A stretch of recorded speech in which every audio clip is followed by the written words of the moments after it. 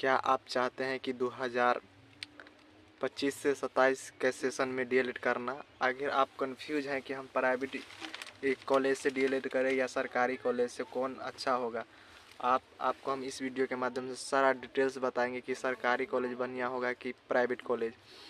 तो सबसे पहले तो चैनल पर नए होंगे तो चैनल को सब्सक्राइब कर दीजिएगा।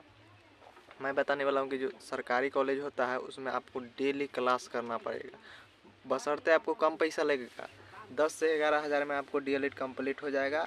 लेकिन आपको सरकारी कॉलेज में डेली रेगुलर आपको क्लास करना पड़ेगा, और अगर आप क्लास नहीं करते हैं तो आपका नाम काट दिया जाएगा।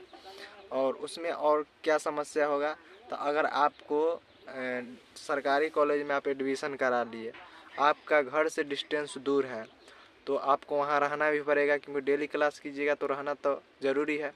रहिएगा तो 5-6 हज़ार के महीने उसमें खर्चा होबे करेगा।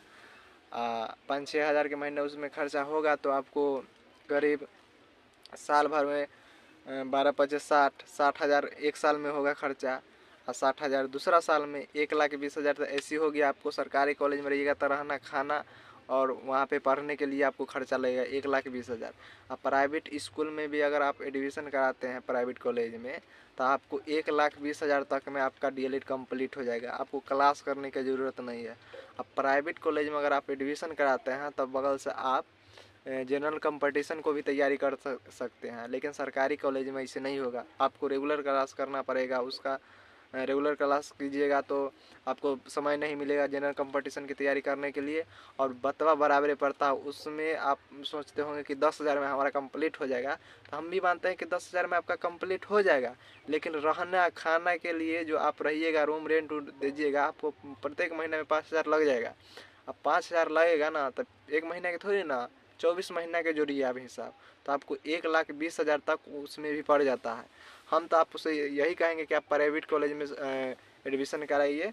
और ये प्राइवेट कॉलेज में क्या होगा कि आपका नंबर भी अच्छा खासा उठेगा, और सरकारी कॉलेज में जब तक नहीं लिखिएगा आपको नंबर नहीं मिलेगा। तो ये सब होता है प्राइवेट कॉलेज और सरकारी कॉलेज में अंतर, ठीक है।